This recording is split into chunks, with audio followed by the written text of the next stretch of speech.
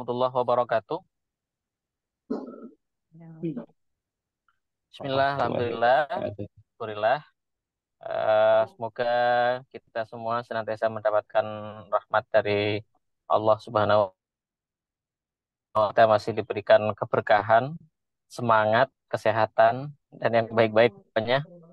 Karena saya amati eh, bulan puasa tahun ini cukup melelahkan ya. Tentu namanya puasa juga bikin lapar ya. Mohon Bapak Ibu sekalian untuk kameranya di-on-kan dulu Ya, sebelum Bapak. kita mulai pada sesi selanjutnya. Ini sinyalnya agak Oke, nggak apa-apa Ibu, di-on-kan dulu biar ini rata-rata masih gelap ini. Yang rebahan biar kelihatan rebahannya, nggak apa-apa. Nggak apa-apa, oh saya juga lagi di bandara ini. Namanya juga kuliah Nah, online ya. yang lagi baru mancing nyampe juga rumah, biar Pak. kelihatan tuh ikannya.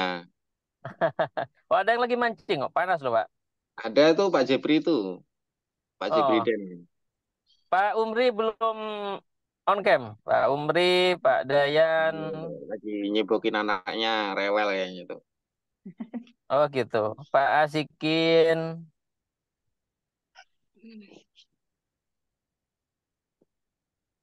Oke. Tinggal berapa orang ini? Pak Saiful Mujab belum. Pak Nelul mohon di screenshotkan yang nyalain kameranya. Iya, Tidak. siapa? Iya. Tidak harus menyalain kamera sampai selesai. Yang penting di awal-awal saya meyakini bahwa Bapak Ibu benar-benar ada di depan device-nya masing-masing. Khawatir device-nya yang on, orangnya sudah mulai setengah off. Karena siang-siang ini rawan, Bapak Ibu. Apalagi bulan puasa. Kasihan nanti yang presentasi. Ini presentasi ke siapa? Oke, ini masih berapa orang ya? Pak Asikin, Pak Dayan, Pak Saiful Mujab, Pak Yasin Yusuf, Abdul Bapak izin Kohar. on, Bapak izin off kan soalnya masih di jalan, OTW pulang. Ya nggak Oh, apa-apa, nggak apa-apa Ibu, dikelihatan. nggak apa-apa, nggak apa-apa. Dilihatin itu Ya, pakai mobil apa pakai iya. becak biar tahu. Iya. Nggak apa-apa nih Rocky, nggak apa-apa. Ya, sebentar saja, sebentar saja. Ya, paling cuma 2 menit aja loh. Ya, Gitu loh. oke. Biar ketahuan gitu. Monggo dilanjut perjalanannya kalau lagi perjalanan. Baik Pak, makasih. Ya, yang penting headsetnya terpasang, Ibu. Satu saja nanti kalau headsetnya terpasang. Nanti kalau dua-duanya ada klakson nggak kedengeran. Bahaya di jalan. Oke. Maaf, Pak, Eh, barusan. Bapak Ibu sekalian, topik kita hari ini tentang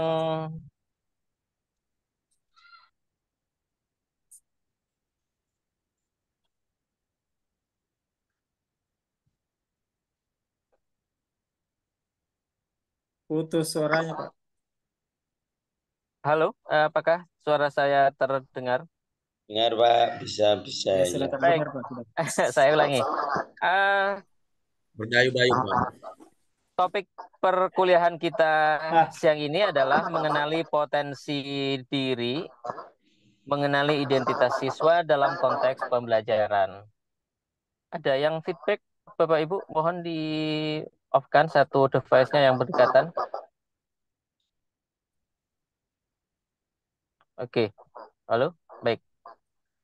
Eh, dalam proses pembelajaran, seorang guru itu harus mengenali potensi siswa. Karena dengan mengenali potensi siswa, kita akan bisa melaksanakan proses pembelajaran secara maksimal. Jika 5 tahun atau 10 tahun yang lalu, ada paradigma yang berkembang bahwa siswa yang datang ke kelas itu ibaratnya adalah ember kosong. Guru bertugas untuk mengisi ember tersebut. agar tidak kosong. Tetapi saat ini siswa yang datang ke sekolah itu bukan lagi sebagai ember kosong, Bapak Ibu, tetapi mereka sudah datang dengan membawa banyak sekali pengetahuan dan tugas guru adalah menyelaraskan apa yang mereka ketahui. Satu sisi kita menuntut memberikan arahan kepada siswa agar mereka punya rasa ingin tahu yang luar biasa. Tentu sikap rasa ingin tahu itu akan dilanjutkan dengan rasa penasaran. Nah, orang yang penasaran itu susah diarahkan. Misalnya, orang yang suka naik gunung, camping, dan lain sebagainya. Itu salah satunya karena penasaran seperti apa keindahan atau panorama di pegunungan. Tetapi kita sebagai orang tua akan selalu memberikan wanti-wanti bahwa kalau di gunung itu bisa saja ketemu binatang buas. Kalau di gunung itu bisa saja terpeleset dan jatuh, dan lain sebagainya. Lalu apakah anak didik kita atau putra-putri kita akan berhenti untuk eh, melepas keinginannya untuk mengetahui keindahan panorama di gunung misalnya? Tentu tidak, karena namanya anak didik, remaja itu punya rasa penasaran yang sangat luar biasa dan itu bagus dalam konsep pembelajaran. Maka dalam hal ini ketika guru datang di kelas, dia memberikan aktivitas pembelajaran, paradigmanya harus diubah bahwa mereka adalah siswa peserta didik yang datang dengan banyak sekali pengetahuan yang perlu kita konfirmasi. Sebelumnya, guru menjadi sumber informasi utama atau sumber belajar satu-satunya di sekolah. Tetapi saat ini ketika setiap siswa sudah bisa mengakses informasi media sosial dengan segala kecanggihannya, maka mereka juga membuka sumber informasi yang lain. Maka ketika dua sumber informasi itu bertentangan, antara yang disampaikan oleh guru dengan sumber informasi yang mereka terima di luar, maka ini akan menimbulkan konflik dari kebenaran tentang informasi tersebut. Apa yang harus dilakukan guru ketika menemukan hal itu? Maka disinilah saatnya kita memperkenalkan konsep identitas tentang pembelajar, jati diri seorang pembelajar. Seperti apa seorang pembelajar itu layaknya bertindak dan berperilaku. Sehingga dengan cara seperti ini, maka kita bisa mudah memberikan arahan kepada mereka karena kita sudah mengenal karakter mereka, jati diri mereka, situasi mereka. Membangun keakraban dengan siswa 10 tahun yang lalu atau 50 tahun yang lalu itu adalah satu hal yang negatif dilakukan oleh seorang guru. Apalagi sampai mengakrabkan diri dengan siswa, kumpul bareng siswa, makan bareng, nongkrong bareng. Itu adalah hal lumrah yang dilakukan dalam rangka untuk melakukan pendekatan agar kita mengenal jati diri dari siswa tersebut. Mayoritas siswa akan menganggap bahwa belajar itu membosankan, belajar itu beban. Itu terjadi karena kita sebagai guru nggak pernah sama sekali bertanya kepada siswa, misalnya pagi hari. Kita bertanya kepada siswa, anak-anak apa hari ini yang menyebabkan, bahasanya mungkin begini, anak-anak apa yang membuat kalian merasa tertarik untuk hadir di kelas ini, di ruangan ini? Kemudian kita juga bisa bertanya, apa yang paling membosankan bagi kalian ketika ada di kelas? Nah, dengan cara seperti ini, maka mereka akan mengakrabkan diri dengan kita karena merasa diperhatikan. Ya, bedanya kalau ngajar mahasiswa. Kalau mahasiswa nggak perlu ditanyakan karena sudah sama-sama dewasa, Bapak Ibu. Nah, itu salah satu kunci utama agar kita bisa membaca atau paling nggak bisa mengenal apa jati diri mereka dan bagaimana seharusnya kita mengarahkan mereka, terutama bisa mengarahkan pada potensi terbesar yang mereka miliki. Data penelitian mutakhir banyak sekali menyebutkan bahwa di antara sekian persen para pekerja itu nyaris 50% di antaranya bekerja tidak sesuai dengan keahliannya. Jadi misalnya ada yang kuliah jurusan pendidikan agama Islam, tetapi dia bekerja sebagai wartawan. Maka ilmu kependidikannya tidak dipakai ketika dia menjadi seorang jurnalis. Nah, mestinya kan memang di jurusan komunikasi atau di penyiaran Islam yang berkaitan dengan profesi wartawan itu. Tetapi banyak yang tidak nyambung. Ada yang lulusan prodi Visipol, tetapi dia justru jadi seorang pengusaha, tidak menjadi seorang politisi.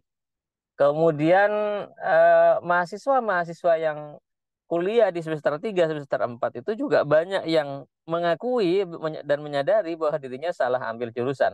Nah, ini salah satu faktor utamanya karena dari awal kita tidak melakukan pemetaan terhadap potensi yang mereka miliki, dan itu salah satu imbas dari dalam tanda kutip kelengahan seorang guru ketika memetakan eh, jati diri seorang siswa itu. Baik, Bapak Ibu sekalian, saya akan persilakan moderator untuk memimpin diskusi pada siang hari ini.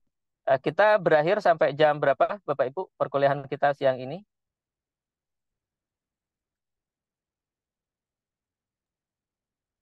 Jam 15, Pak. Jam jam 15 apa jam 14.30?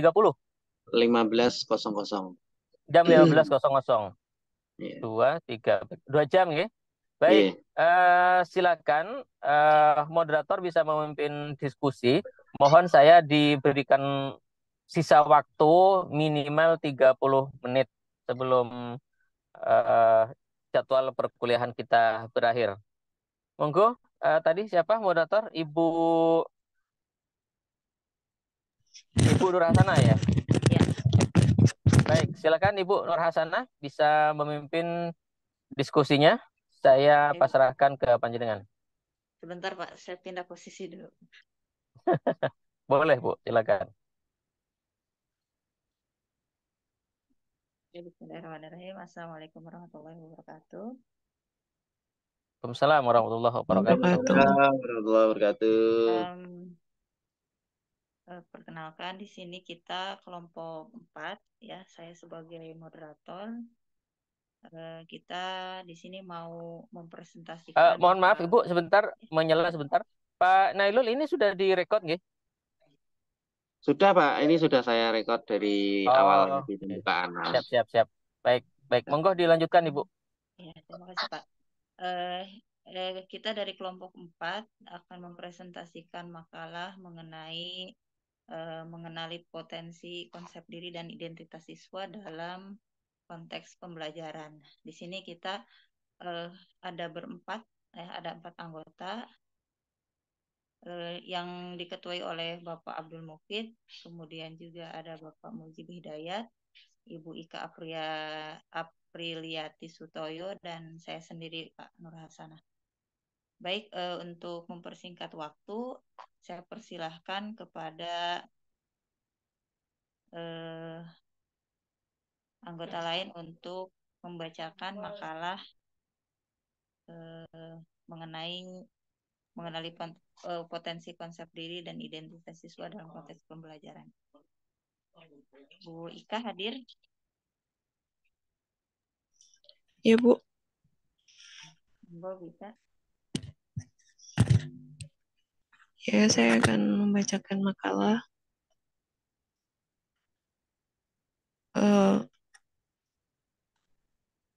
Di sini ada latar belakang dalam dunia pendidikan. Mengenal potensi konsep diri dan identitas siswa menjadi elemen kunci dalam memahami bagaimana siswa belajar, tumbuh, dan berkembang. Konsep diri merujuk pada persepsi individu tentang diri mereka sendiri, sementara identitas siswa mencakup aspek-aspek yang lebih luas seperti nilai-nilai, minat, kebutuhan, dan tujuan hidup mereka.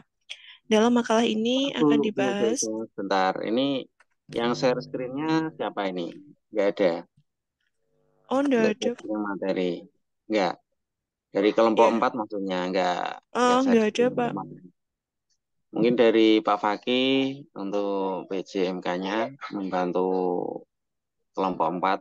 supaya bisa share Ini screen dari yang saya dibaca. pakai laptop, pakai handphone, Pak, itunya. Oh, pakai handphone. Oke, siap. Lagi nggak pakai Berarti laptop. udah di grup kita kirim ya, Bu Ya, kalau nggak Ika ada, ya? Iya. ini kan saya bantu gitu maksudnya. Panel aja, panel Oh, ya. mungkin. Nah, Touchscreen.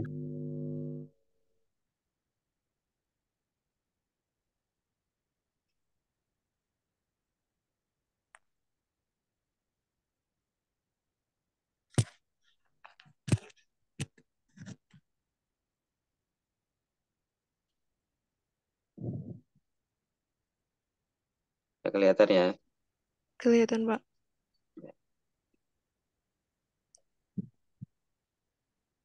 Ke Siap. Lanjut. Dari ya, latar belakang.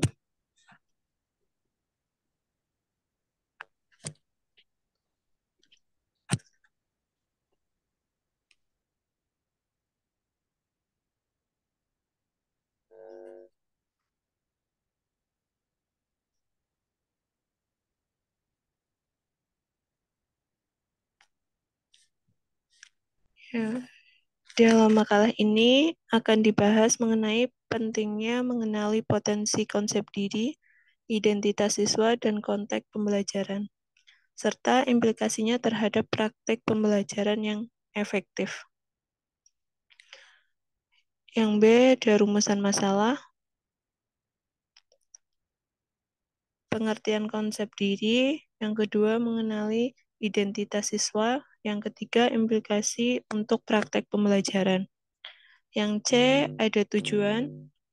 Pertama, pengertian konsep diri, kedua, mengenali identitas siswa, ketiga, implikasi untuk praktek pembelajaran. Di bab 3 ada pembahasan.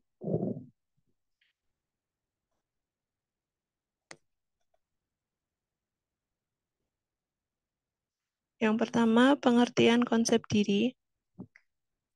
Calhoun dan Akol 1990-67 mengungkapkan bahwa konsep diri adalah pandangan diri Anda tentang Anda sendiri yang meliputi 3 dimensi, yakni 1.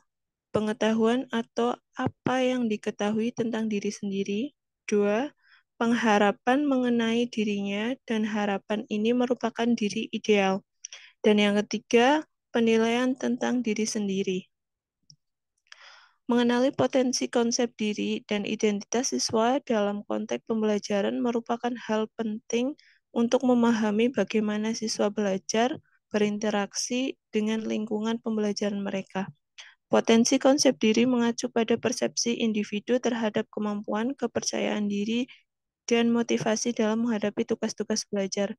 Identitas siswa mencakup aspek-aspek seperti kebutuhan, minat, nilai-nilai, dan tujuan hidup mereka yang dapat memenuhi proses pembelajaran. Dalam mengenali potensi konsep diri dan identitas siswa, penting untuk memperhatikan beberapa hal, termasuk self-contact, bagaimana siswa mempersiapkan diri mereka sendiri dalam konteks akademik, sosial, dan pribadi. B. Mengenali identitas siswa. Identifikasi kebutuhan dan minat siswa, memahami apa yang membuat siswa tertarik dan termotivasi dalam pembelajaran mereka. Pengenalan nilai-nilai dan tujuan siswa, mengetahui nilai-nilai yang dipegang oleh siswa dan tujuan apa yang ingin mereka capai. Pengamatan terhadap perilaku dan interaksi siswa, melihat bagaimana siswa berinteraksi dengan materi pembelajaran, guru, dan sesama siswa. Yang C, implikasi untuk praktek pembelajaran, mengenali potensi konsep diri dan identitas siswa memiliki implikasi yang signifikan terhadap praktek pembelajaran yang efektif. Beberapa implikasi praktis termasuk diferensiasi pembelajaran, menyesuaikan pengalaman pembelajaran untuk memenuhi kebutuhan, minat, dan gaya belajar individu siswa. Yang kedua, pemberian umpan balik yang membangun, memberikan umpan balik yang mengonstruksif dan mendukung untuk memperkuat konsep diri positif dan membantu siswa dalam mencapai tujuan mereka. Yang ketiga, Penggunaan materi yang relevan. Menyediakan materi pembelajaran yang relevan. Menyediakan materi pembelajaran yang relevan dengan kehidupan dan minat siswa untuk meningkatkan keterlibatan dan motivasi mereka.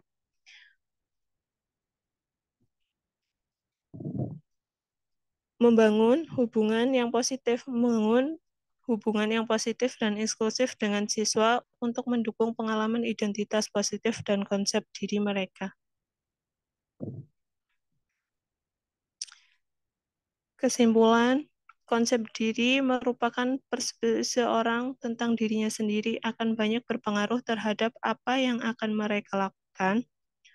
Apabila seorang memiliki konsep diri yang positif, maka ia akan berusaha untuk melakukan sesuatu secara optimal demi mencapai tujuan yang mereka inginkan. Namun sebaliknya, seorang yang memiliki konsep diri yang negatif, maka mereka cenderung kurang optimal dalam melakukan sesuatu atau banyak meliputi rasa keraguan. Oleh karena itu, hasil yang mereka peroleh pun cenderung kurang optimal. Mengenali potensi konsep diri dan identitas siswa merupakan aspek penting dalam mendukung pembelajaran yang efektif dan inklusif. Dengan memahami konsep diri dan identitas siswa, guru dapat menciptakan lingkungan pembelajaran yang mendukung pertumbuhan dan perkembangan holistik siswa, serta membantu mereka mencapai potensi mereka sepenuhnya dalam pembelajaran dalam kehidupan. Oke. Untuk materi, sudah Bu Nur? Monggo dilanjutkan ke sesi. Baik, Bu Ika, terima kasih sudah menyampaikan materinya, pembahasannya. Untuk selanjutnya mungkin bisa dilanjutkan oleh Pak Mujib hadir atau Bapak Ketua, Pak Ketua Kelompok. Iya, Pak. Nambahin. Assalamualaikum warahmatullahi wabarakatuh. Waalaikumsalam.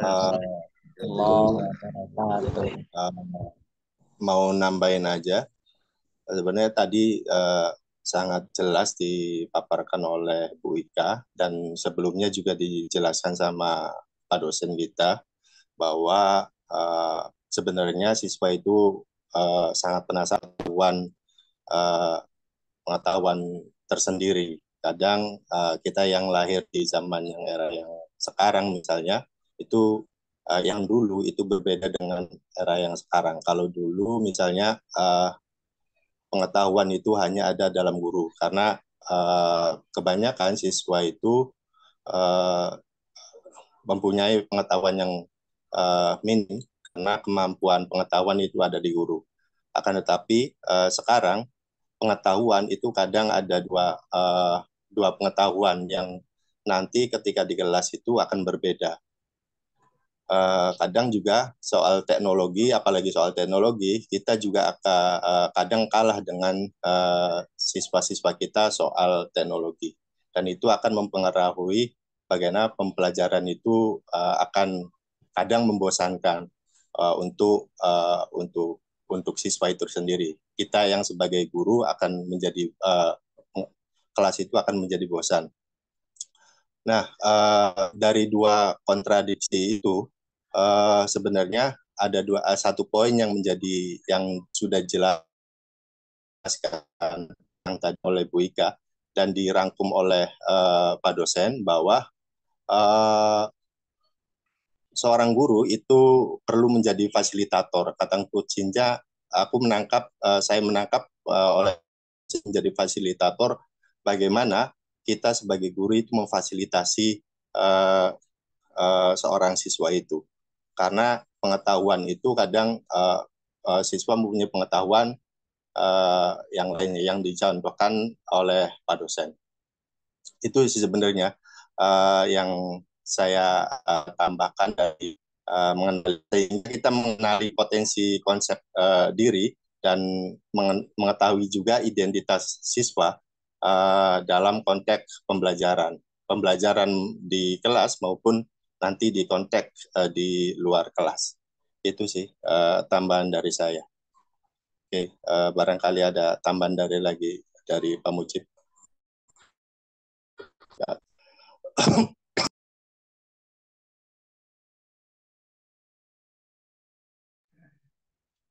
Ya, terima kasih Pak Bapak Ketua, Bapak Mufid. Bapak Mujib hadir? Halo Pak Mujib. Ya, halo. Maaf, saya baru gabung. Oh Silakan, iya, Mbak Nur. silakan apa Pak? Saya mempersilakan Bapak, ada yang mau ditambahkan nggak? Tambahin yang banyak Pak Mujib. Kasih tambahan yang Saya banyak. rasa cukup, Pak. Saya masih bingung ini baru gabung. Belum ditambahin kok udah cukup.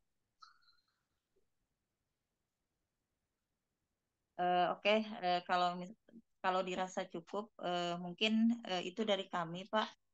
Mohon maaf kalau misalkan memang dari segi makalah sangat singkat, padat gitu ya. Karena seminggu kemarin itu saya sendiri di rumah sakit dan ketua kelompoknya juga itu dalam keadaan sakit tuh Pak. Baru selesai perawatan dari rumah sakit. Pak dosen.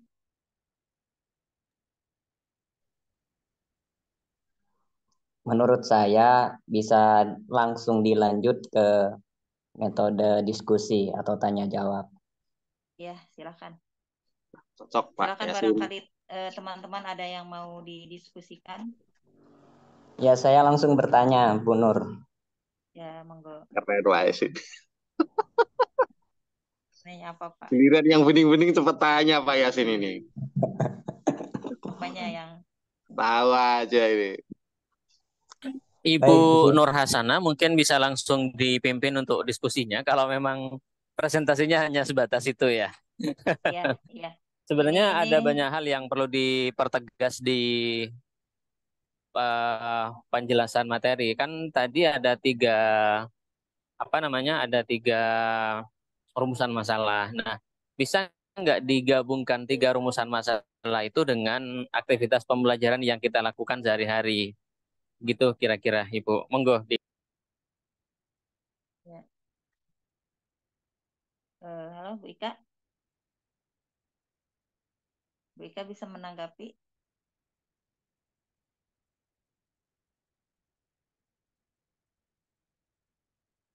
Sementara gini aja dulu.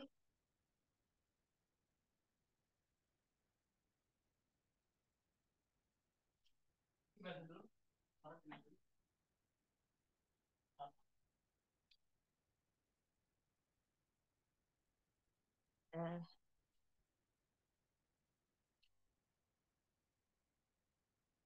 Terpental halo. kayaknya. Ya, halo, halo. Terpental kayaknya. Bu Ika, hadir Bu Ika.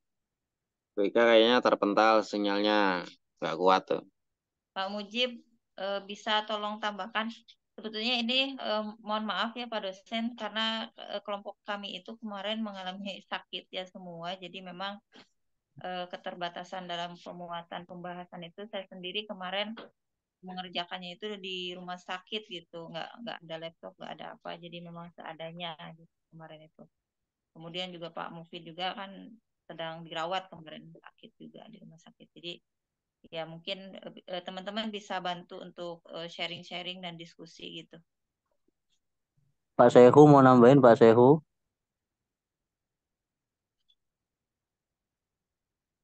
Yang sering jadi malaikat tuh Pak Umri itu. Ini awalnya ngantuk ya Inailul. Maaf ya. Pak Umri boleh Pak Umri. Ya Pak Umri. Yang sering jadi malaikat itu Pak Umri. Penolong Mumpung sejati. saya panggil Pak Umri silahkan untuk menanggapi. Siap Pak Umri.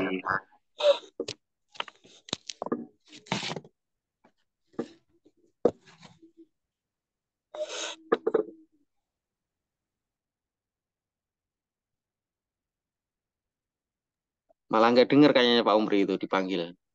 Kalau nggak dipanggil cerocos terus. Dipanggil malah diem baik.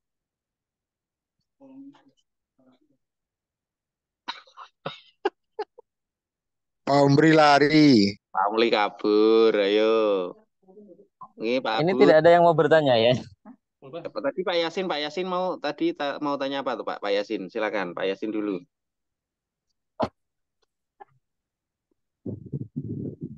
Baik Pak, terima kasih. Ya. Saya ingin bertanya di mana Bertanya. Menambahi Bapak. Mungkin bertanya dulu, setelah itu kita diskusi ngalir. Mohon Ibu Nur ya. Hasanah memimpin jalannya diskusi, jadi dibuka Ya, Pak. pertanyaan 2-3 orang. Setelah itu dijawab oleh kelompok, dan kalau misalnya ada peserta lain yang ingin menambahkan jawabannya, monggo, silakan.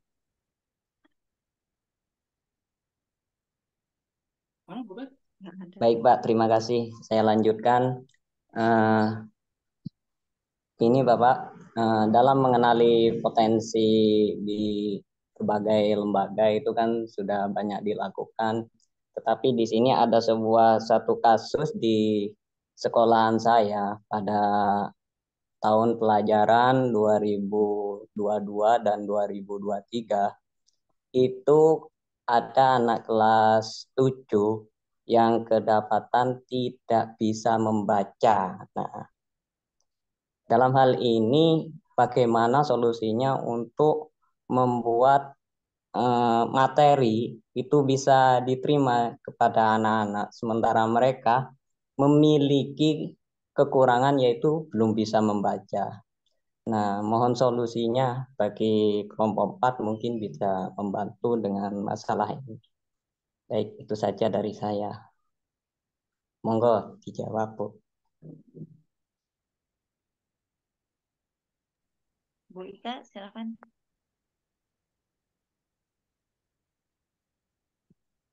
Pak Yasin, mohon maaf, bagaimana cara membuat materi tadi ya? Bagaimana cara mengajarkan materi sementara siswi di kelas saya ini belum bisa membaca. Bagaimana solusinya, Bu, untuk menerangkan pelajaran-pelajaran yang akan diajarkan kepada murid tersebut?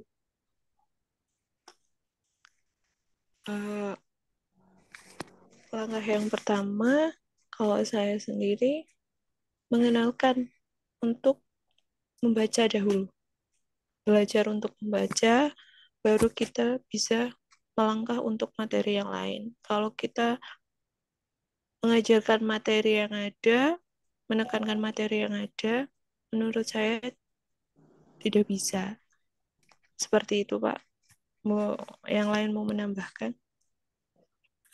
Berarti mengenalkan dulu mereka untuk belajar membaca. Yang pertama. Seperti itu, Pak. Mau yang lain ada yang mau menambahkan? Ya, baik Bu. Sedikit menambahkannya terkait pertanyaan dari Pak Yasin ya. Ini, jadi bagaimana cara mengatasi memberikan materi kepada siswa atau siswi yang belum bisa membaca, begitu kan ya? Ya, betul, Jadi, Pak. Jadi menurut saya sendiri, ya, yang pertama dalam konteks membaca apa dulu, misalkan materi antara materi pelajaran biasa atau mengaji seperti itu, yang tidak bisanya. Yang pertama, ya? Kebetulan pelajaran saya akidah akhlak, Pak. Oh ya, berarti pelajaran intinya baca ya Pak ya? Ya paling Iya. begini Pak solusinya. Yang pertama mengenalkan dulu huruf kepada anaknya. Intinya kita ajarkan dulu seperti kepada anak SD walaupun dia sudah kelas 7. Jadi biar dia bisa membedakan mana antara huruf kapital atau huruf besar, terus huruf ini abjadnya apa, A, B, C, D-nya begitu. Ya. Jadi intinya yang pertama ini dulu ajarkan huruf-hurufnya kepada anak. Kemudian yang kedua ajak anak untuk memahami bacaan tersebut. Kita berikan pemahaman kepada siswa tersebut dengan secara pelan-pelan, misalkan dalam akidah akhlak tentang akhlak terpuji, misalkan, yuk anak-anak silakan dibaca dulu materi yang akan saya sampaikan hari ini, misalkan seperti itu. Nah, kalau udah itu, baru kita ulang lagi. Jadi anak-anak tuh satu perkata kita ajarkan agar memahami begitu. Ya, mungkin yang ketiga juga ada cara-cara yang lainnya dalam menghadapi siswa yang seperti itu. Ya, mungkin kita melakukan pendekatan. Pendekatan dulu, kamu tidak bisanya seperti bacaan apa dulu, misalkan kamu kurang lancar atau tidak ini, ayo kita belajar bersama-sama. Intinya kita mengenali siswa dulu, memahami siswa, kekurangannya dari segi apa dulu, seperti itu. Mungkin itu saja tambahan dari saya. Terima kasih. Assalamualaikum warahmatullahi wabarakatuh. Assalamualaikum warahmatullahi wabarakatuh. Baik, terima kasih Pak Supriyatna ya. Jadi intinya harus mengenal karakteristik anak dulu gitu ya, di mana kekurangannya, maka di situ bisa dilakukan pembimbingan begitu mungkin ya. Mungkin dari yang lain? Ya, betul Bu. Ini kasusnya sama juga sih seperti di saya. Ya. Gitu. Untuk sekarang kebanyakan kasus seperti itu, Pak. Enggak, di sini juga sama. Untuk yang lain Pak Abdul Qahar Saya barangkali. Pak Mujib, Pak Fakih.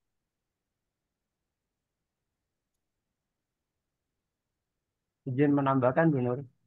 Ya, silakan Pak. Bismillahirrahmanirrahim. Nah, sebenarnya kasus seperti itu tidak cuma terjadi di tempatnya Pak Yasin ya. Di tempat saya juga ada sebenarnya beberapa generasi itu hampir selalu ada siswa yang memang sampai kelas 6. Saya di MI sampai kelas 6 itu tidak bisa membaca, itu memang ada. Jadi untuk masalah itu pertama, eh, jangan ke materi dulu sebenarnya. Kalau kaitannya dengan materi, menyampaikan materi untuk siswa tersebut, jangan ditekankan kepada materi dulu. Cukup materi itu mungkin dari apa yang kita jelaskan kepada siswa. Jadi memahami dari penjelasan saja, tidak perlu ke situ dulu. Sedangkan khusus untuk membacanya, itu bisa kita lakukan dengan beberapa hal. Pertama, tadi kan konsep diri, kita juga harus mengenal siswa tersebut. Terkait dengan ketidakmampuan bacanya itu, apakah karena siswa itu lambat belajar, atau karena siswa itu istilahnya apa, disleksia. Nah, kalau siswa itu lambat belajar, itu masih bisa kita, apa ya, maaf berisik suaranya. Masih istilahnya bisa kita antisipasi dengan cara, misal guru ketika memberi tugas kepada kelas, sementara teman-teman yang lain mengerjakan tugas, khusus siswa yang itu kita ajak untuk belajar membaca. Seperti itu. Atau mungkin bisa dengan cara tutor sebaya. Dulu juga pernah ada murid di tempat saya itu dari kelas 1 sampai kelas 3 masih belum bisa baca. Baru di kelas 4-nya itu kebetulan teman-temannya itu istilahnya apa? Open. Jadi setiap waktu luang teman-temannya bantu dia belajar membaca. Nah, dengan tutorial sebaya akhirnya di akhir kelas 4 anak tersebut sudah mampu membaca. Sedangkan kalau untuk yang istilah tadi, disleksia itu memang berat kan, memang kalau kita lihat pernah nonton film itu apa namanya? Film India Tari Zamin itu ya. Itu kan kaitannya dengan siswa yang disleksia. Huruf itu istilahnya seperti berputar. Ketika siswa itu melihat huruf itu seperti ya enggak, aneh lah, jalan sendiri dan sebagainya. Kalau kita dilihat di film itu kan kira-kira kalau siswa yang disleksia seperti itu mungkin butuh penanganan khusus untuk membantu siswa bisa membaca. Jadi fokusnya kita adalah membantu siswa mampu membaca dulu. Untuk materi eh, yang ngikut aja dulu, Pak. Atau mungkin bisa kita semisal memberikan jam tambahan khusus untuk siswa tersebut ketika pulang sekolah, tambah waktu setengah jam untuk privat les membaca kepada gurunya. Jadi lebih insya Allah dengan seperti itu siswa yang belum bisa membaca bisa ngejar. Terima kasih. Ya, baik Pak Yasin, terima kasih Atau banyak. bisa ada jadwal khusus gitu Bu. Jadwal seperti saya yang di MI itu setengah jam itu untuk kegiatan literasi membaca. Membacanya itu dia mulai dari membaca dongeng seperti itu. Mungkin dari hal-hal bacaan yang pendek, mungkin dia akan memahami nantinya. Gitu. Iya. Iya ya, tadi dari apa namanya dari Bu Ika, kemudian dari Pak Supriyatna dan juga Bapak Said ya, itu sudah lengkap apa namanya untuk pertanyaan Pak Yasin ya, bahwa memang harus mengenal dulu karakteristik anak, kemudian atau mengenali dulu potensi anak, sejauh mana dia mampu atau kekurangannya di mana, dan bisa prakteknya itu pembimbingan secara intensif gitu ya. Itu gitu. Kemudian baru berlanjut ke pembelajaran selanjutnya begitu ya. Baik teman-teman, Pak Yasin gimana? Alhamdulillah sangat membantu sekali Bu. Terima kasih Ya, atas referensinya. ya alhamdulillah. Baik, untuk teman-teman yang lain mungkin ada yang mau didiskusikan lagi, saya persilakan. Saya Bu. Ya baik Pak. Assalamualaikum warahmatullahi wabarakatuh. Waalaikumsalam warahmatullahi wabarakatuh. Di dalam makalah itu ada istilah konsep diri dan ada istilah konsep diri yang ideal. Itu maksud ideal di sana kira-kira itu apa ya? Dalam itu yang pertama itu kan yang dibahas itu adalah pengetahuan tentang dirinya. Kemudian yang kedua adalah pengharapan diri merupakan diri yang ideal. Artinya memiliki konsep yang ideal. Itu ideal di sana apakah punya ketentuan tersendiri atau bagaimana itu? Terima kasih. Bu Ika mau ini? Mau menanggapi Pak Mujib, halo? Sebentar. Pak Mujib hadir? Pak Mufid? Ya, sebenarnya oke, terima kasih Pak. Sebenarnya di makalah ini kami belum menyentuhkan jenis-jenis konsep diri. Sebenarnya ada sekitar 4 konsep diri. Yang pertama adalah konsep diri dasar, kedua konsep diri sementara, tiga diri sosial, itu. Jadi konsep diri dasar itu meliputi persepsi mengenai penampilan, kemampuan, dan peran status dalam kehidupan atau nilai dan juga yang lainnya. Bukan yang diinginkannya. Ada juga itu menurut Hurlock. Yang kedua adalah konsep diri sementara, yakni konsep diri sementara. Jadi dijadikan patokan. Hanya sementara itu. Dan yang ketiga adalah konsep diri sosial. Nah, konsep diri sosial ini timbul berdasarkan cara mempercayai persepsi orang lain. Yang kita tahu bahwa kalau kita konsep diri itu sangat penting dalam menentukan perilaku per individu.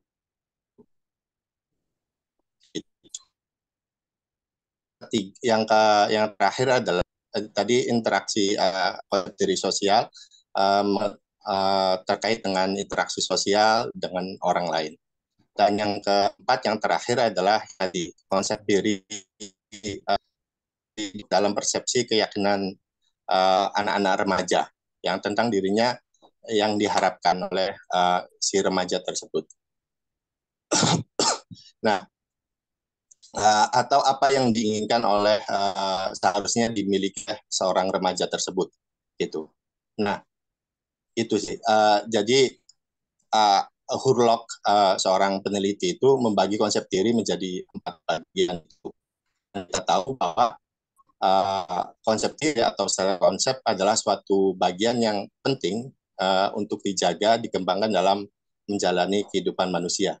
Nah, itu sih sebenarnya, atau cara pandang gitu loh. Diri itu gambaran cara pandang atau keyakinan, pemikiran yang karakter diri, meliputi karakter, perasaan, kebutuhan.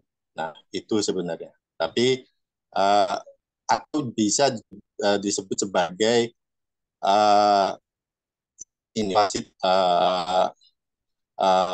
spesifik dari diri sendiri itu. Jadi seorang remaja, karena ini adalah kasusnya di sekolahan yang notabene adalah ini jadi apa yang ketiga tadi, yakni konsep diri, identitas diri, dan juga identifikasi untuk praktek pembeli itu terkait dengan jenis-jenis konsep diri yang tadi belum kami jelaskan di makalah.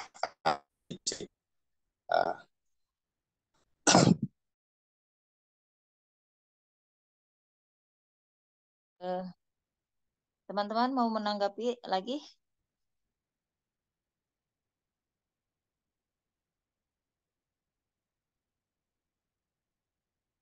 Terima kasih, Pak. Gimana Pak? Siapa tadi? Pak Abud? Ya, betul. Mungkin satu lagi ya. Ini ya terima kasih ini atas jawabannya barusan.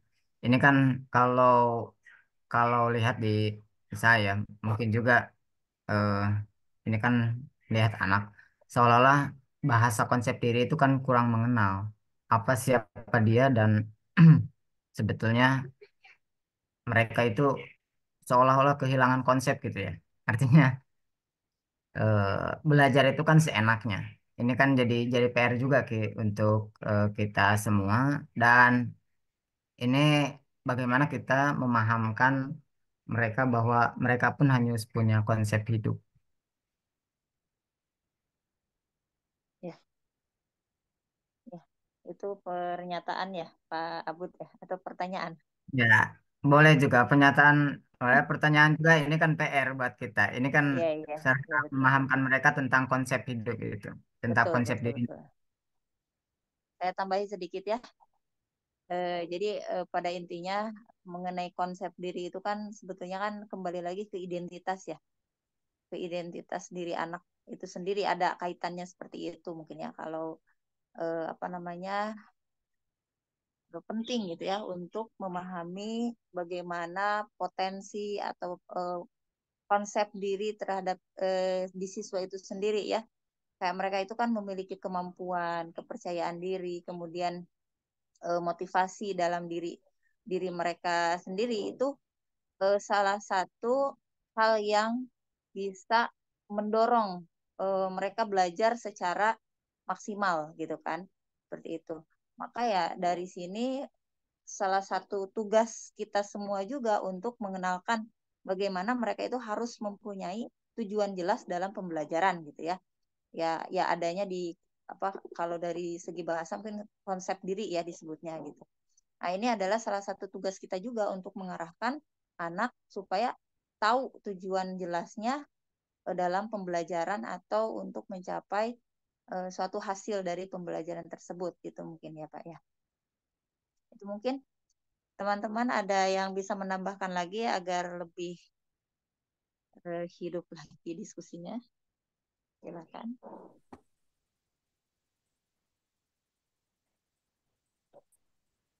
Ya, mohon izin untuk sedikit ya. Terima kasih. Sebenarnya untuk konsep diri memang sebuah hasil proses belajar, proses belajar dari diri kita atau dari peserta didik itu sebuah proses belajar. Sehingga ketika kita ingin mengetahui proses belajar dari siswa, dari peserta didik, konsep diri dari peserta didik, maka kita juga harus mengetahui faktor-faktor yang mempengaruhi dia sebelumnya, yaitu mungkin faktor lingkungan, faktor dari keluarga, faktor dari kebiasaannya dia, mungkin juga itu. Karena itu juga bisa mencerminkan akan menjadikan dia konsep dirinya dan tujuan hidupnya juga akan kita ketahui dari itu. Ya, mungkin itu. Terima kasih. Mohon maaf.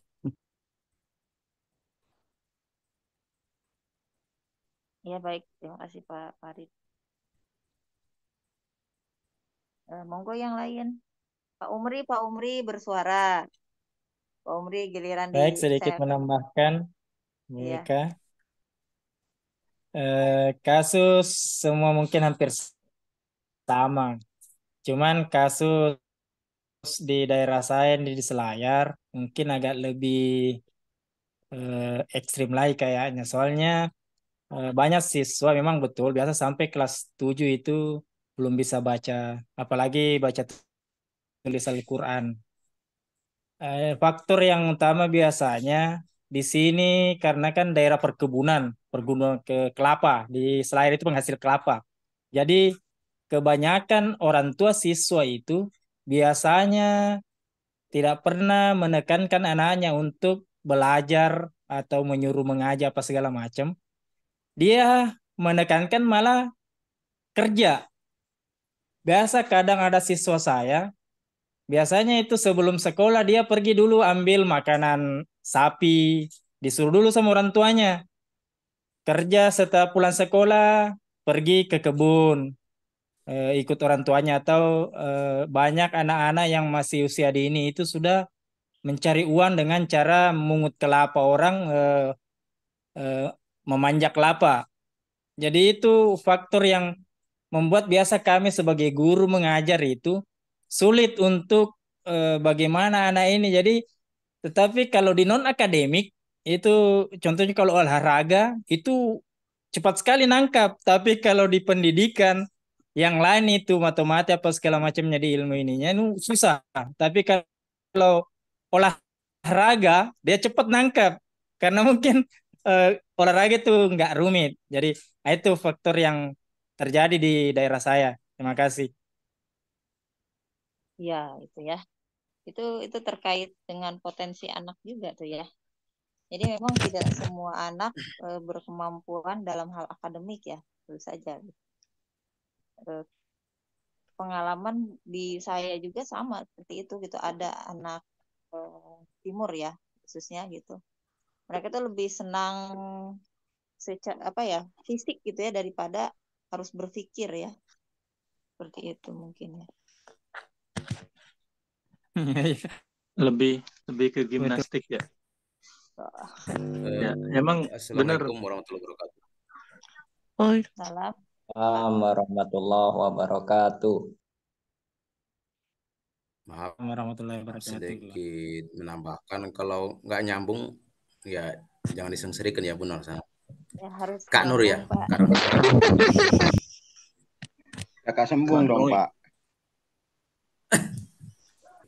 Kalau nggak nyambung kopiahnya buang dulu kopiahnya. Kalau nggak nyambung. Tukar kopiah Makanya hitam. Pak Asikin, atlet SEA Games itu kebanyakan dari sana ya Pak Asikin.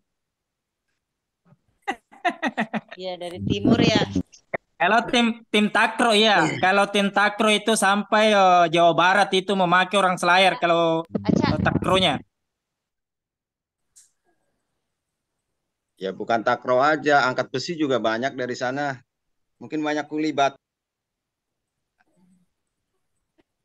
Termasuk kalau atlet dayung, dayung juga memang Selayar biasanya ada yang dipakai di SEA Games.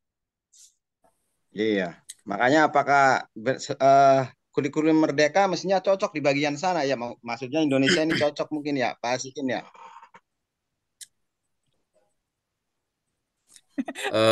Itu yang bikin bingung karena saat ini kalau kurikulum ke-13 itu nggak ada istilah anak-anak sekarang yang tinggal kelas, jadi tahu baca nggak tahu baca naik aja terus. Iya Pak Bri. Ya, mendingan siswa ini sekarang mendingan digiring ke lapangan daripada baca begitu maksudnya Pak Asikin ya? Enggak juga sih, cuman memang faktor yang banyak saya hadapi siswa kami di Selayar itu karena kami juga sekolahnya di pelosok yang memang udah tidak ada jalan lagi, udah satu-satunya jalan, tidak ada jalan lingkar. Oh. Iya. Jadi enggak, siswa pun begini, hanya berputar situ aja yang dua. Iya, enggak maksudnya begini, kalau masalah membaca, mungkin di sekolah saya juga ada. Sampai kelas 6 itu memang udah ada, cuman hanya hitungan jari lah satu. Mungkin dari sekian satu. Saya juga bingung.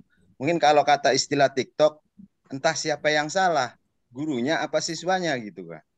Dari kelas 1 sampai betul. Sampai kelas 6 ini. Jadi kalau kita mau memberikan materi, tentunya kan kasihan dia atau yang lainnya sepersekian persennya kan kasihan, yang lainnya kan akan terlewatkan.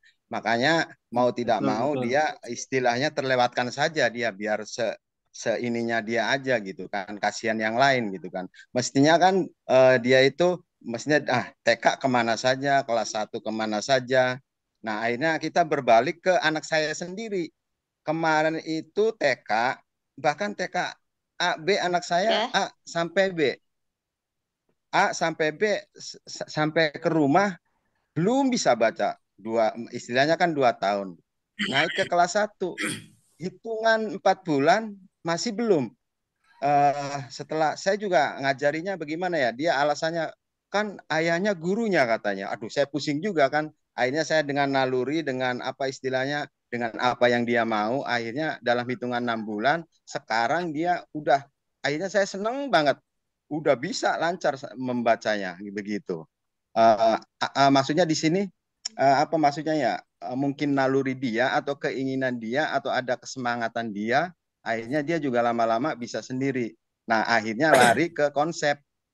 Nah, konsep itu sebenarnya iya, kalau menurut saya pribadi, maksudnya konsep itu maksudnya Pak, tadi yang nanya siapa, Pak Abud ya? Maksudnya konsep itu pengertian kalau dari segi pengajar, mungkin istilahnya tahu ya Pak Abud ya, konsep itu. Maksudnya menggiring cara belajar itu seperti apa, tapi secara penilaian diri sendiri siswa kan mungkin kita emang harus yang menggiringnya gitu kan.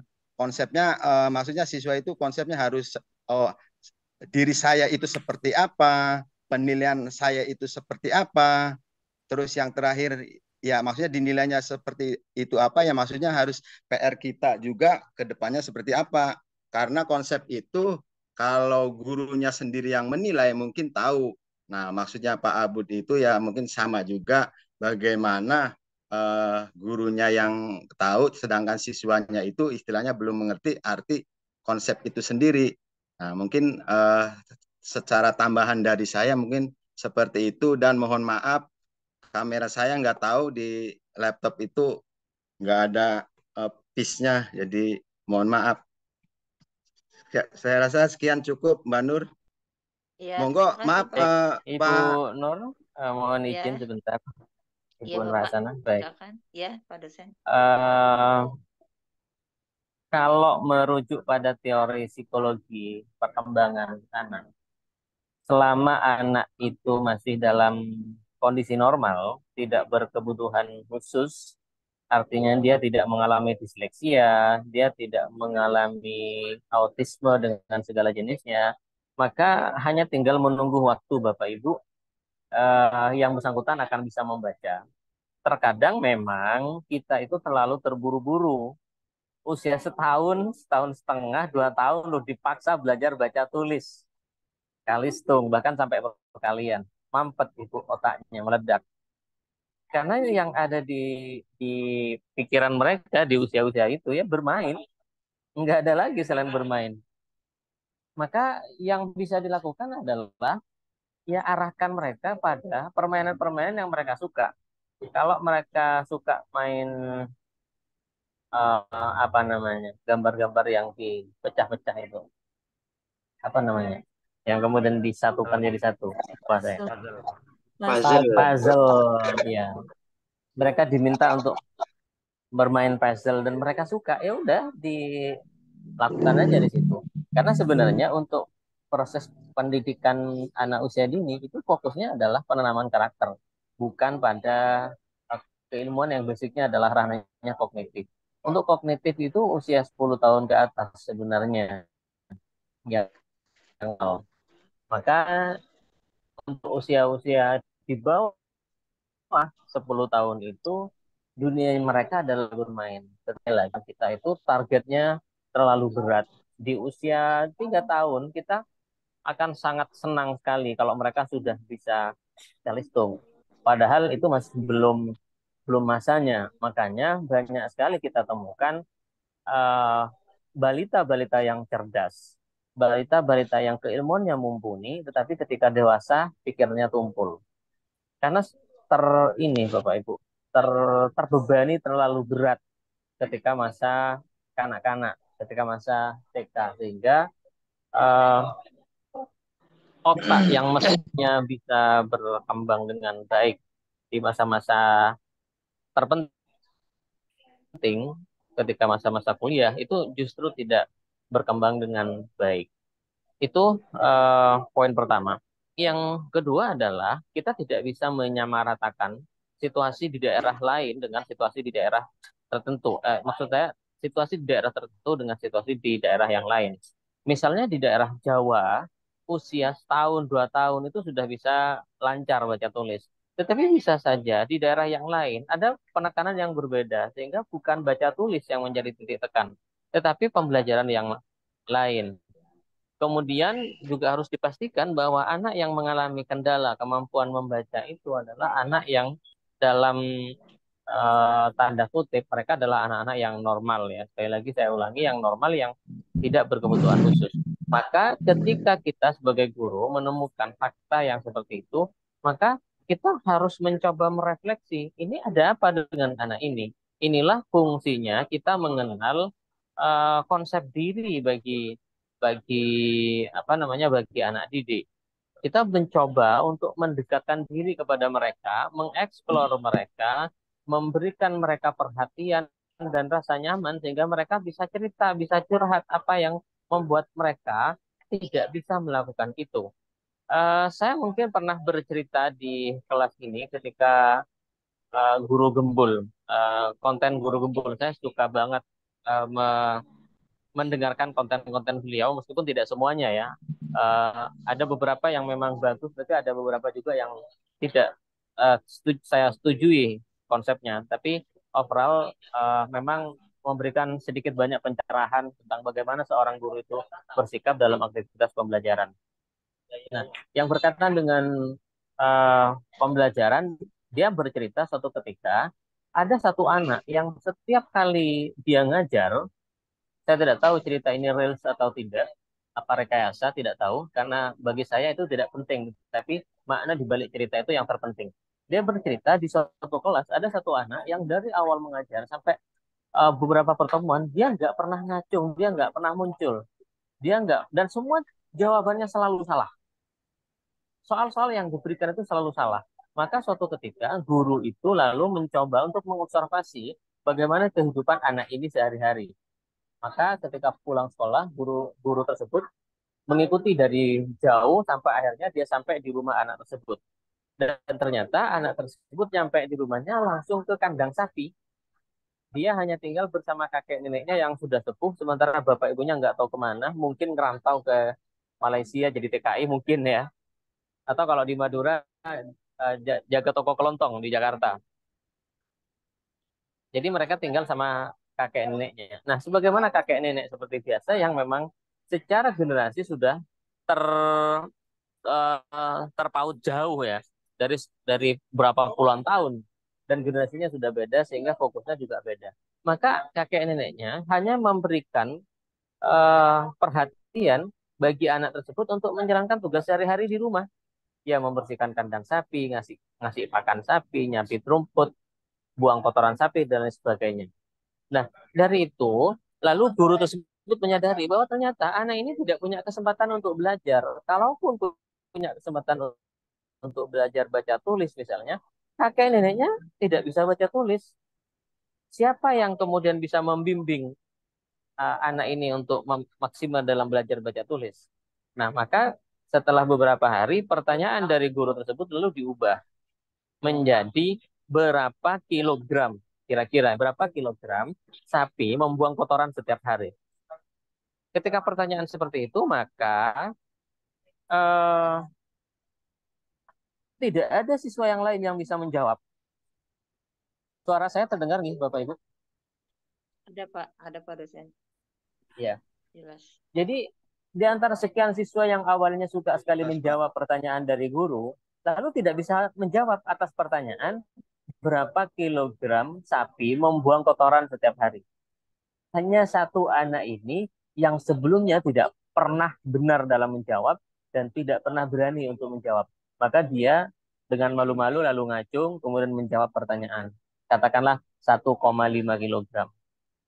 Artinya apa? Guru itu harus mengenal karakteristik anak didik secara mendalam, mengetahui situasi di internal rumahnya, kondisi lingkungannya, agar bisa benar-benar memberikan sentuhan yang tepat agar siswa-siswi kita punya semangat belajar yang tinggi.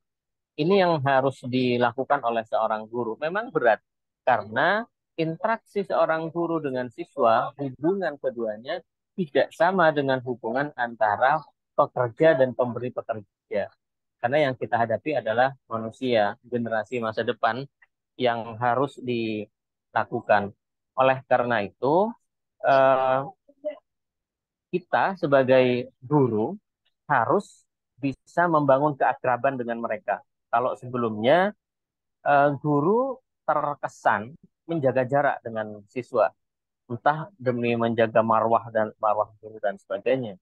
Tapi di masa ini kita nggak bisa lagi seperti itu. Harus benar-benar bisa membangun keakraban dengan mereka. Tentu kita harus sadar ketika membangun keakraban itu tujuannya adalah menciptakan suasana nyaman sehingga mereka bisa belajar dengan baik. Itu adalah tujuan utamanya. Karena kadang disalahartikan Bapak Ibu, apalagi yang ngajar di tingkatan SMA misalnya.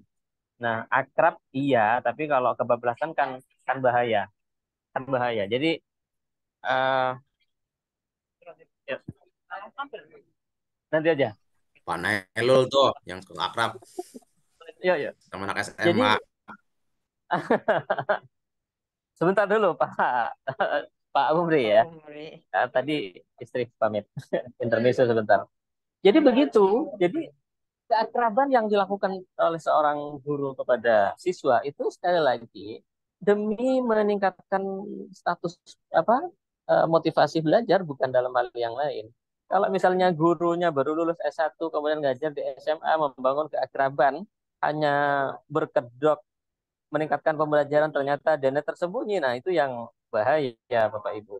Maka memang tugas guru hari ini itu cukup berat karena kita dituntut untuk menjadi istilahnya rumah kedua bagi anak-anak. Apalagi sekarang harus dipahami bahwa semakin ke depan orang tua siswa itu akan semakin sibuk dengan dunianya sendiri dan mereka cenderung melupakan uh, proses pembelajaran anak-anaknya.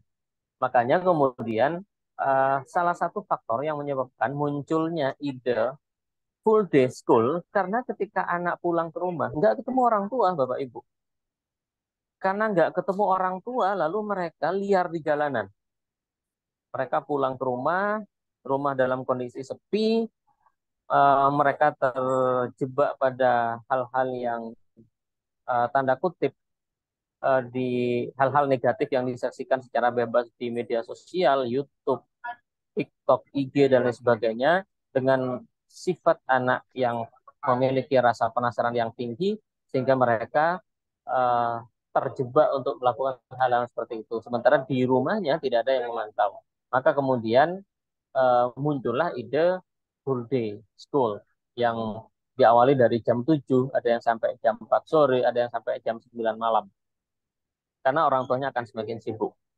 Nah, kita sebagai aktivis pendidikan, maka harus bisa menjadi rumah kedua bagi mereka.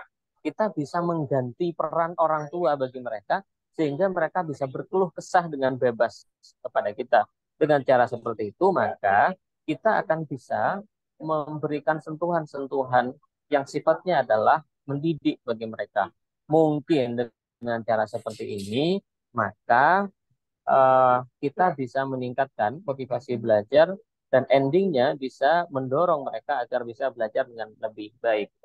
Mungkin ini komentar saya untuk uh, beberapa hal yang tadi disampaikan oleh Bapak Ibu sekalian. Kalau misalnya ada lagi yang mau disampaikan, masih ada yang ingin bertanya, monggo silakan. Kita masih ada waktu sekitar 30 menit. Baik, Bapak dosen, terima kasih atas penjelasannya terkait konsep diri dan lain-lain ya. Teman-teman, ada lagi yang mau didiskusikan? Saya Bu, izin Ya, bertanya Bu. baik. Ya, baik Pak. Nah, Bismillahirrahmanirrahim. Saya ingin menanyakan tentang faktor-faktor apa yang mempengaruhi terbentuknya konsep diri tersebut. Yang kedua, untuk membentuk konsep diri yang positif itu kira-kira bagaimana? Kan di sini tadi disampaikan ada konsep diri positif ataupun negatif. Untuk membentuk konsep diri yang positif itu trik atau tipsnya apa yang harus dilakukan? Jadi ada dua Bu ya. Jadi pertama faktor yang mempengaruhi terbentuknya konsep diri, dan yang kedua bagaimana membentuk konsep diri yang positif. Itu Bu. Terima kasih. Ya, bagaimana mengenali konsep diri ya, intinya itu ya. Baik, silakan Bu Ika mau menanggapi Pak Mujib, Pak Mufid sebelum ke teman-teman.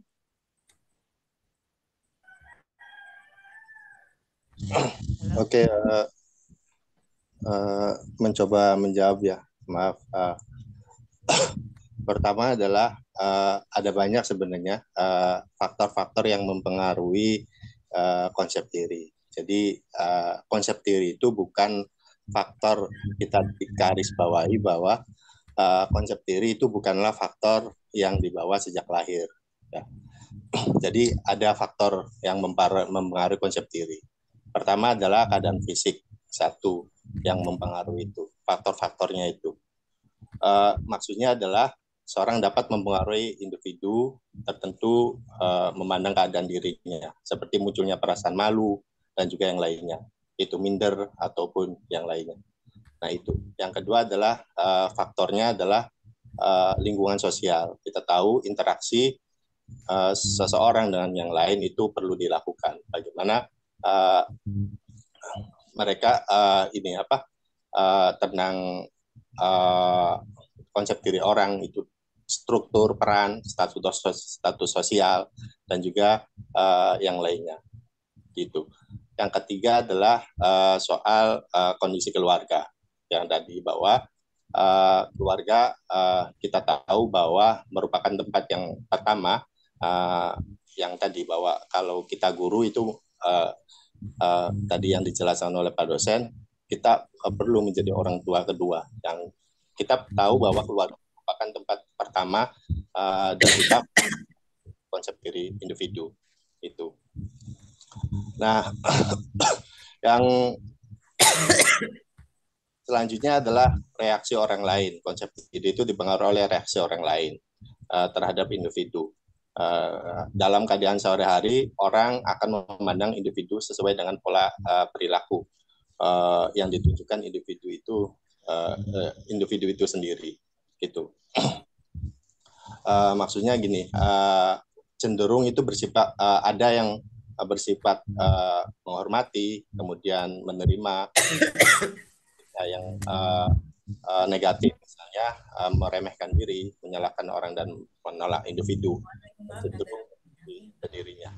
Yang kelima adalah yakni kemampuan orang untuk melakukan suatu tugas, hal yang lain itu lebih yang maksudnya memandang dirinya diri lebih positif gitu.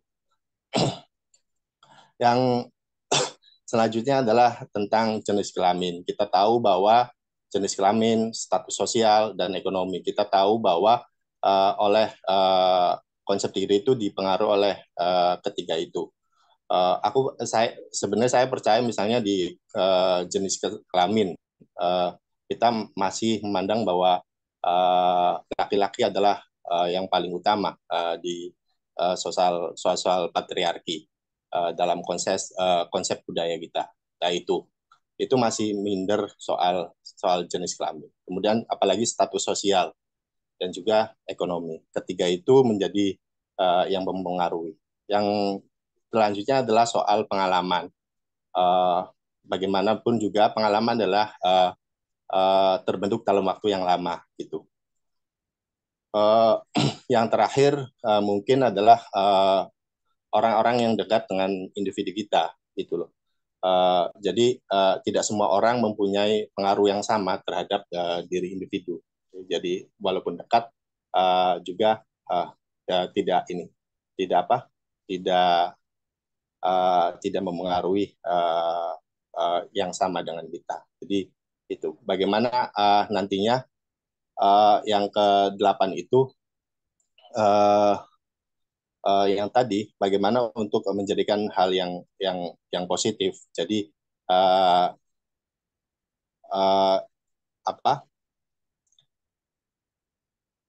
Jadi pembentukan itu dilatar belakangi oleh yang ke-8 tadi, yang kemudian itu akan membentuk ada yang positif dan juga negatif. Jadi itu sebenarnya. Makanya yang tadi bahwa kita sebagai guru nantinya akan menjadi orang tua kedua misalnya, itu memfasilitasi sehingga memfasilitasi per individu untuk membentuk konsep diri. Jadi mengenal identitas siswa dan juga mengenal yang nantinya itu mengenali identitas siswa secara individu, seorang guru itu. Bukan hanya misalnya satu kelas, tapi juga per individu seorang siswa, per siswa. Nanti akan muncul dalam praktek pembelajarannya, implikasi dalam praktek pembelajarannya. Itu sih agar menjadi hal yang positif. Jadi setelah mengenali identitas diri seorang siswa, nanti kita akan mengetahui itu bahwa siswa itu melakukan negatif dan juga positif. Kita akan setelah mengenali identitas diri seorang siswa itu. Itu sih penjelasan. Mohon maaf kalau terlalu panjang. Terima kasih.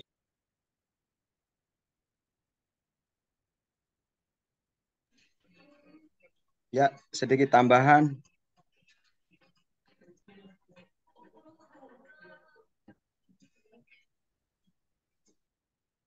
Halo. Bentar ini. Halo. Ya Kak, halo. Suara Salam saya romantis. ada? Ya, sedikit tambahan. Ada. Halo. Ya. Iya. Kalau monggo. menurut saya faktor itu, ya faktor-faktornya adalah perubahan. Maksudnya kayaknya perubahan. Istilahnya puber lah. Kalau akan ada istilah puber 1, puber 2, puber 3, mungkin Pak Umri puber 4 sampai puber 5. Jadi mungkin faktor fisiknya itu maksudnya berubah lah faktor-faktornya. Nah, dari perubahan itu kemungkinan terjadi yang lebih ke positif dan lebih negatif. Kalau positifnya adalah kemungkinan anak tersebut adalah ya mungkin percaya diri, mungkin mereka lebih interaktif. Kalau negatifnya mungkin berbaliknya.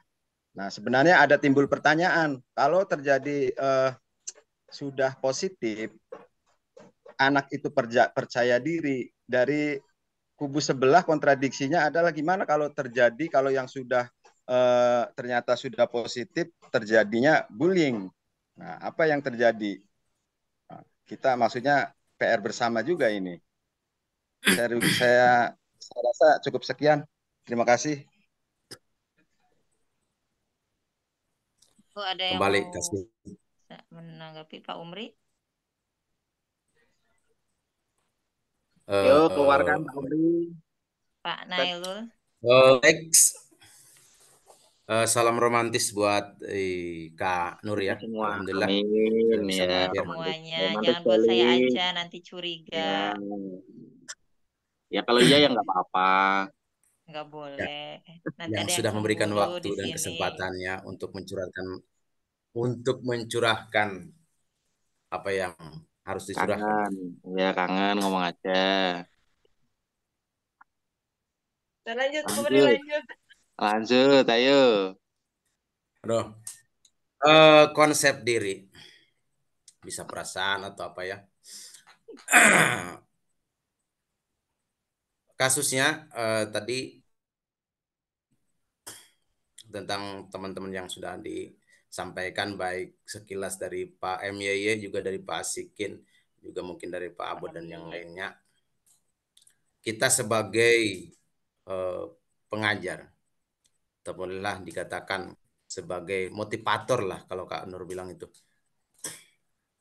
Sebetulnya tugas kita adalah membuka tutup gitu ya. membuka tutup. Tutup apa itu? Ketika kita akan transfer itu kita harus membuka tutup. Tapi untuk membuka tutup itu kita harus mengenal kira-kira kunci apa, kunci berapa untuk membuka tutup itu. Walaupun kita transfer, kalau tutup yang tidak terbuka, dalam istilah agama itu namanya futuh ya. Kalau futuhnya itu belum dapat gitu.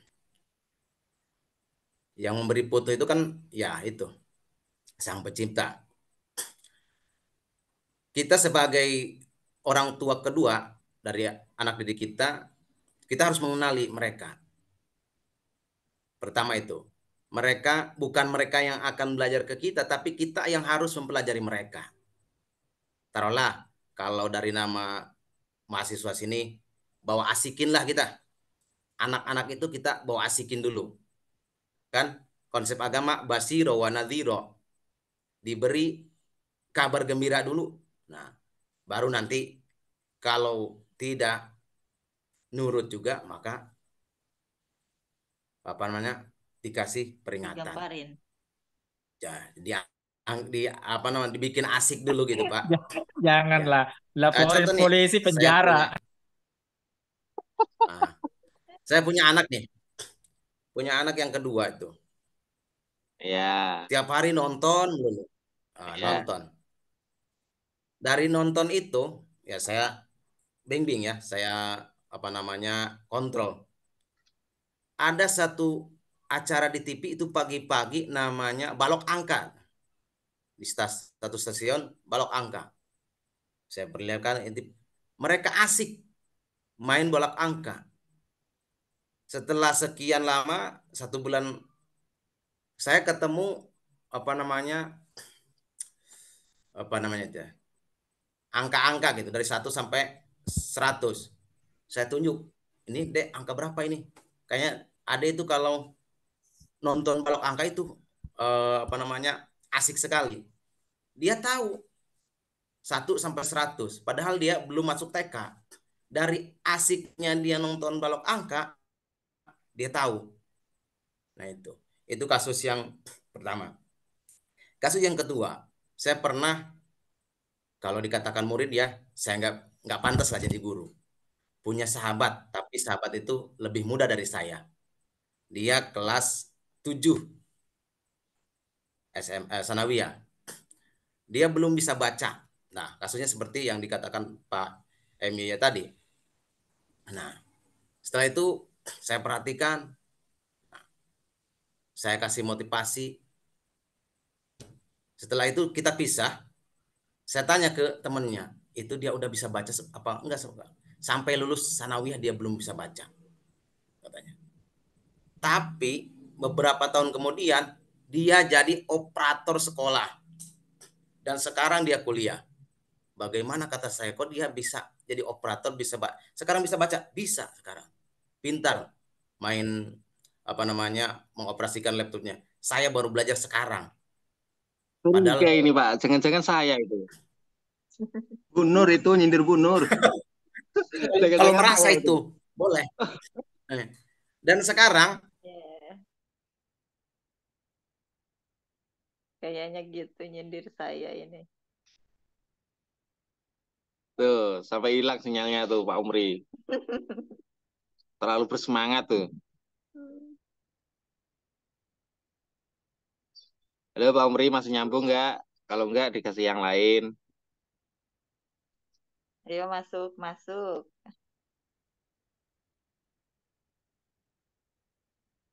Kelihatan giginya doang. Ayo monggo yang lain, mungkin ada yang mau Pak Umri kayaknya lagi. mulai tersesat dia. Sesat. Terlalu panjang ininya jalannya, ambil jalannya. Baik, monggo mungkin Bapak Ibu yang lain, kita sudah 14.41. Pak Nailul sudah di screenshot semua, yang hadir? Sudah Pak, dari awal tadi Pak. Sudah, untuk ini kan nanti rekamannya juga masih bisa dilihat ulang. Oke, siap. Monggo dilanjut Ibu Nurhasana. Nanti jam 14.45 saya ambil alih ya. Iya, monggo Pak. Ya. Mungkin ini ya Pak, saya simpulkan aja atau gimana Pak? Monggo, silakan Ibu. Ya.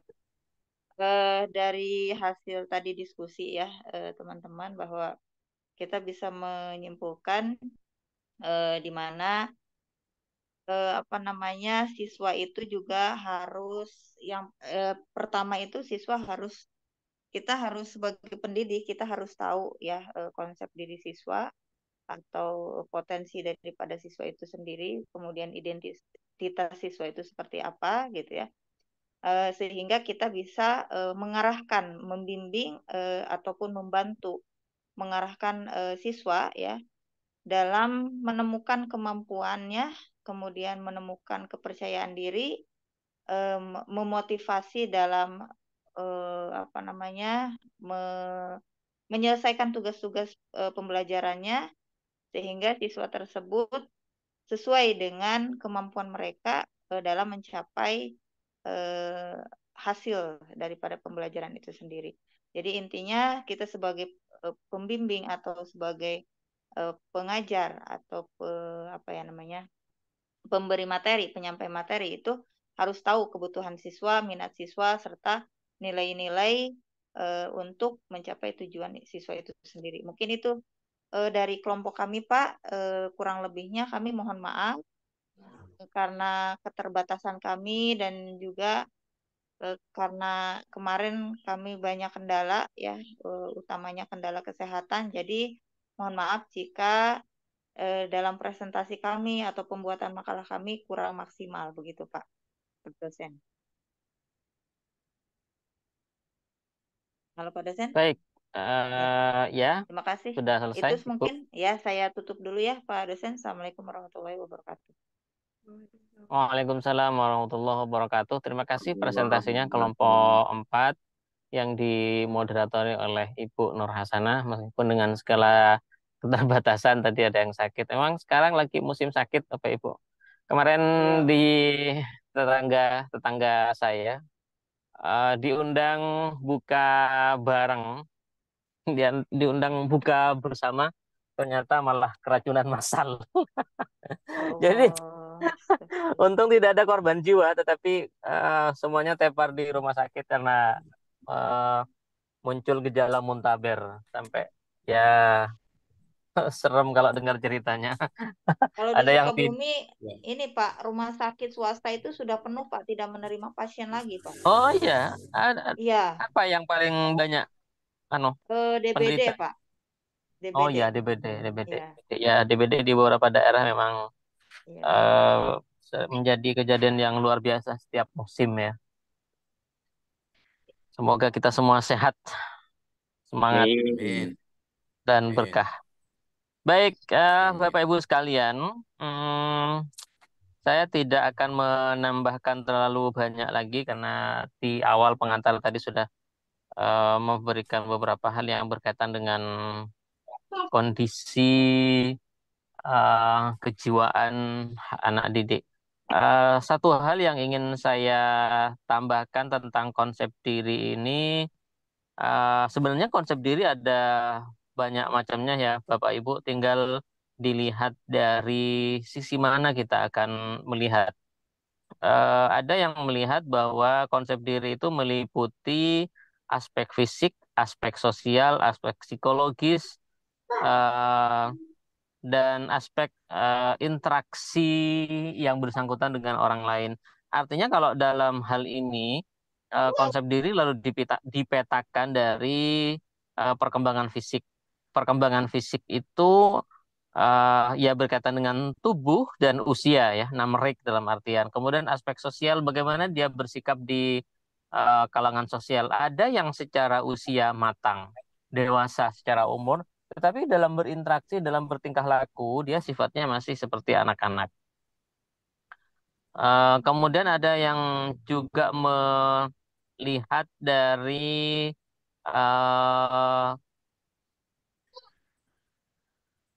dari apa ini? Dari pikiran, perilaku, dan perasaan yang bersangkutan. Kita harus menyadari bahwa setiap anak itu memiliki kepekaan yang berbeda, baik pikirannya, perasaannya, dan tingkah lakunya. Maka ini juga akan menjadi salah satu varian ketika kita akan menghadapi anak-anak dalam proses pembelajaran. Tetapi yang paling penting adalah ketika kita mengajar kepada anak didik, apakah kita bisa bersikap humble atau bersikap peduli terhadap mereka. Karena terkadang, mohon maaf Bapak Ibu, kita kadang mengajar itu karena kejar target. Jadi kadang saya sendiri pun bingung, ini sebenarnya dalam melaksanakan pembelajaran, basisnya, apakah kebutuhan anak didik atau kebutuhan kita selaku sebagai seorang guru. Misalnya, di kurikulum ditetapkan bahwa pertemuan sekian di kelas 6B misalnya, sudah harus belajar tentang wudhu misalnya.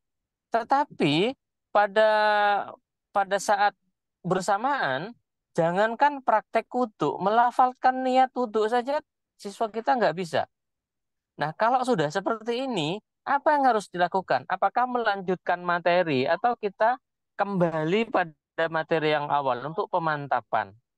Tentu ada beberapa strategi yang harus dilakukan ketika kita melaksanakan aktivitas pembelajaran. Mohon maaf Pak, sedang ngajar. Oh, oke. Oke, siap. Hampir selesai Pak. Oke, makasih. Jadi begitu ya Bapak Ibu, didatangi petugas bandara, disuruh minggat dari parkiran.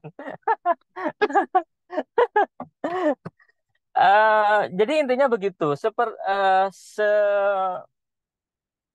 Se-humble apa, seakrab apa kita bisa melaksanakan aktivitas pembelajaran, melakukan interaksi dengan siswa sehingga mereka merasa dihargai, merasa dibutuhkan, merasa dilibatkan dalam aktivitas pembelajaran. Jadi mereka tidak hanya sekedar dijadikan objek dalam melaksanakan pembelajaran. Itu yang terpenting. Maka dengan cara seperti itu, kekurangan perhatian yang mereka dapatkan dari orang tua karena orang tuanya sibuk bekerja dan lain sebagainya, itu bisa terpenuhi dengan adanya kita sebagai guru.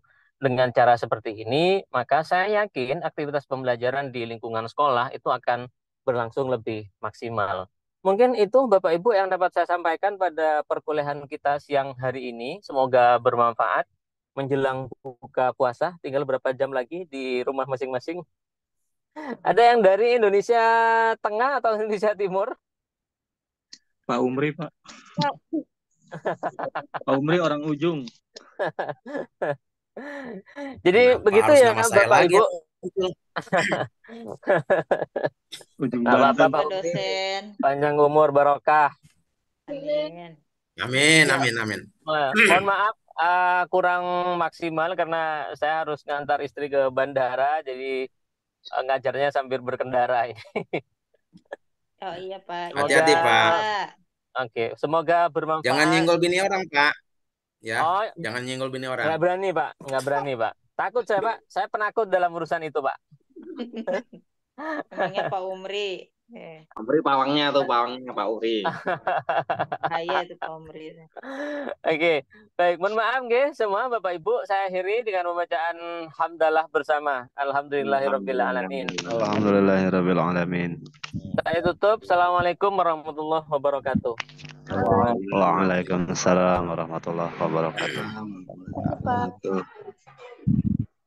Alhamdulillah Bu Ika, ya. akhirnya kita selesai Saya juga. mohon izin live ya Bapak Ibu. Lama sekali presentasi. Iya Pak, makasih.